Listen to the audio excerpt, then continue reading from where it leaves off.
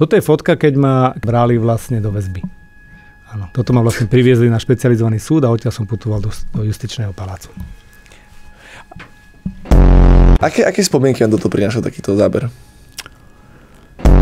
Ako dlho ste vlastne boli vo väzení? Necelý mesiac, si 23 dní. Ako to teda celé vnímate, že... Nijako to nevnímam ako to, že zneužívali právo, čo ja. Ja som vošiel do väzenia, bol som tam 23 dní a súd najvyšší ma musel pustiť, lebo zistil, že na tom obvinení nič nie je. Ale boli ľudia, ktorí zomreli vo väzení. A toto majú presne oni na svedomí. Pán Lučanský? Pán Lučanský, pán Krivočenko. To proste boli ľudia, ktorí vo väzbe nemali čo robiť. Pozrite sa, ja som bol na Veľkej noci s mojimi deťmi, keď po mňa prišli. Tak som vyšiel pred dvere, bol tam pán vyšetrovateľ, ktorý mi povedal, že ma zatýka. Tak som povedal, že idem sa rozlúčiť s deťmi, tak som dal deťom pusu na rozlúčku a išiel som do basy.